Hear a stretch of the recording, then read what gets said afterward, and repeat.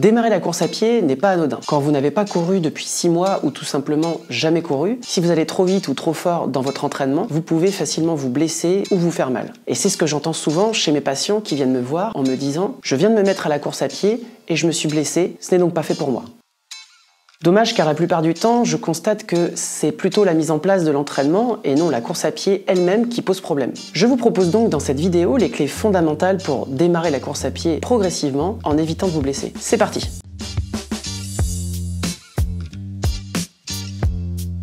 N'oubliez pas, comme je vous l'ai déjà montré dans une autre vidéo, qu'a priori, d'après la recherche, la course à pied n'est pas mauvaise pour vos articulations. Elle apporte beaucoup de bénéfices à votre santé. Mais comme tous les sports, elle nécessite une mise en charge progressive, et ce, encore plus quand vous partez de zéro. Alors, comment faire concrètement sur les 3 premiers mois? Pour commencer, équipez-vous du matériel essentiel à la course à pied, à savoir les bonnes chaussures. Et avant de vous parler du type de chaussures, n'oubliez pas que c'est votre confort avant tout que vous allez prioriser quand vous allez démarrer la course à pied. Je ne vous parle pas de la technicité de la chaussure, mais bien de son confort intérieur. Lorsque vous enfilez vos chaussures de course, vous devez immédiatement vous sentir à l'aise et vos pieds doivent s'adapter aux chaussures. Ce n'est pas évident, mais si vous ressentez la moindre gêne au repos, dites-vous que cela va s'accentuer pendant la course. En tout cas, si vous doutez en les essayant, ne les achetez pas ou renvoyez-les si vous les avez achetés en ligne. Prenez donc bien votre temps avant de courir avec des chaussures inappropriées. Côté technique, vous allez surtout, pour débuter, prendre vos chaussures en fonction du terrain que vous avez l'habitude de fréquenter.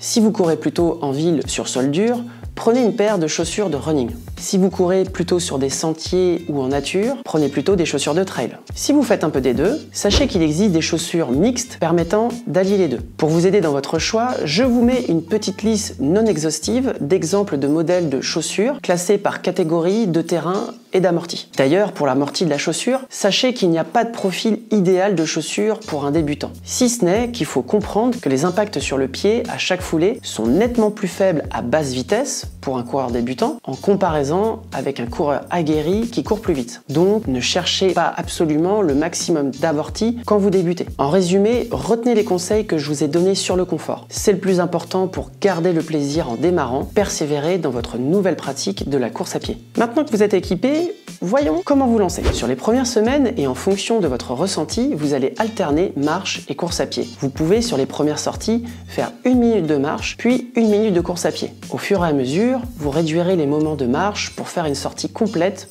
en courant. Tant que vous avez besoin de marcher, n'envisagez pas de courir plus longtemps ou plus vite. Surtout, n'ayez pas honte de marcher. Lorsque vous débutez la course à pied, priorité pour vous est de rester en totale aisance respiratoire. Et quand vous courez, vous allez faire attention à votre foulée. Concernant votre manière de courir, ne vous focalisez pas au départ sur votre manière de poser le pied, mais plutôt sur votre envergure de foulée. Il est recommandé d'effectuer une fréquence de pas élevée plutôt que de grandes foulées. Cela vous permettra de réduire le risque de blessure. Cependant, retenez bien que cela ne veut pas dire que vous irez plus vite. Vous allez juste faire attention à réaliser des petits pas en courant. L'erreur la plus fréquente que je constate est que vous voulez courir longtemps dès le départ. Malheureusement, cela ne laisse pas suffisamment de temps à vos articulations et à vos muscles de s'aguerrir aux impacts de la course à pied. Il va falloir donc que vous couriez moins longtemps, même si vous êtes capable de faire plus. Donc courir 15 minutes au démarrage de votre entraînement est déjà une bonne base. Pour plus d'efficacité, augmentez la fréquence de vos sorties plutôt que d'augmenter la durée. Par exemple, il vaut mieux courir 3 fois 15 minutes par semaine pour débuter plutôt qu'une fois 45 minutes. Ce sera beaucoup plus bénéfique et efficace pour construire petit à petit votre corps dans l'effort. Prévoyez donc de courir minimum 2 fois par semaine. Au bout de 2 semaines, vous pouvez augmenter de 5 minutes la durée de votre sortie. Une fois intégré les 20 minutes et que vos sensations sont bonnes, continuez ainsi toujours au fur et à mesure. Vous allez pouvoir atteindre les 30 minutes à la suite de course à pied en étant à l'aise au bout de 2, voire plus, au bout de 3 mois. Courir 30 minutes sans s'arrêter avec une aisance respiratoire, c'est-à-dire être capable de parler en courant, est à la portée d'une grande majorité. Cela peut donc être votre premier objectif de débutant de la course à pied. Si vous voulez être guidé dans votre progression, je vous propose un programme de course à pied spécial débutant à télécharger en description de cette vidéo.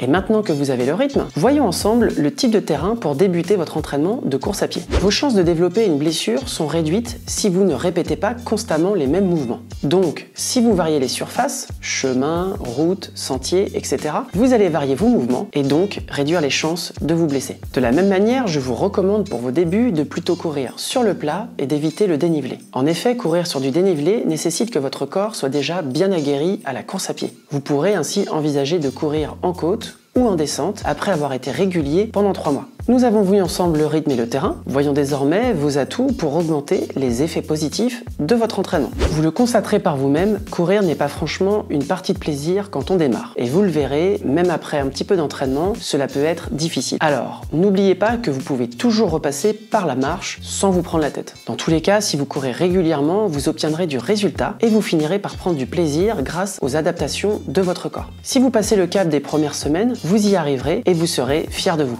Et si vous voulez progresser en course à pied, votre récupération est tout aussi importante que vos séances d'entraînement. Elle fait partie intégrante de celui-ci. Il sera contre-productif pour vous de vouloir courir trop souvent sans vous laisser le temps de récupérer. De la même manière, des éléments essentiels de votre hygiène de vie, comme votre sommeil et votre alimentation, vont jouer un rôle prépondérant dans votre récupération. Mais ça, je vous en parle dans d'autres vidéos, je vous laisse aller les voir. Au fur et à mesure de votre progression, vous allez devoir renforcer vos muscles pour, d'une part, aller plus vite, mais surtout, pour prévenir les blessures. Il faudra envisager de faire un renforcement global. Toutes les parties du corps sont importantes pour mieux courir. Vous devrez l'envisager en marge de votre entraînement à partir du moment où vous aurez déjà une bonne régularité et une bonne aisance en course à pied. Pour ce qui concerne le renforcement du bas du corps, n'hésitez pas à aller voir la routine de renforcement que j'ai faite en vidéo. Et maintenant que nous avons vu ces atouts qui feront la différence, nous allons évoquer ensemble la gestion de votre progression en course à pied. Quand vous progressez en augmentant la charge d'entraînement petit à petit, vous devez allonger en priorité